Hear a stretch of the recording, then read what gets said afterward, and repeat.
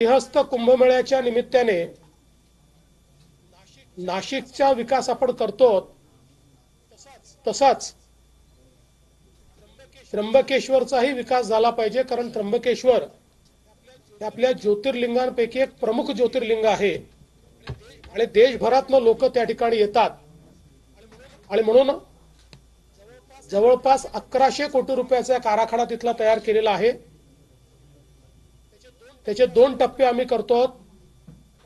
पहिला टप्पा जो सिंहस्थापर्यंत आपल्याला पूर्ण करता येईल आणि दुसरा टप्पा जो आहे ज्याच्यामध्ये त्याच्यानंतरही काही कामं होतील। याच्यामध्ये दर्शनाकरता कॉरिडॉर तयार करणं असेल,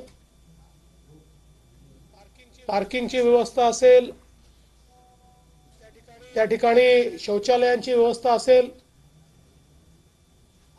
आपले जे तिथले वेगवेगळे कुंड आहेत, म्हणजे कुशावर तर एक आहेच पण अजून काही कुंड आहेत, या सगळ्या कुंडांचं रेस्टोरेशन, तिथल्या काही प्रमुख जी मंदिर आहेत त्याचं रेस्टोरेशन आणि ASIच्या मदतीनं प्रत्यक्ष जे मंदिर आहे त्याच्यामध्येही खूप रेस्टोरेशनची गरज नाही पण जी काही आवश्यकता आहे आणि अनेक वेगवेगळ्या प्रकारच्या सोयी या तयार करणं, यासोबत त्याचा एक भाग म्हणून आपल्याला माहिती आहे की मागे ब्रह्मगिरी आहे आणि हा सगळा परिसर अतिशय सुंदर आहे।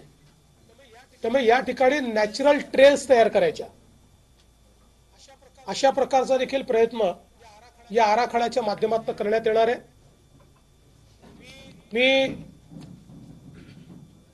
प्रशासनाला सांगितलेलं आहे की त्यांनी पुढच्या तयारीला लागावं। लवकरच आम्ही हा प्रस्ताव हाय पॉवर कमिटी आणि मग त्याच्यानंतर मुख्यमंत्री कमिटीकडे नेऊ आणि त्याला मान्यता देऊ।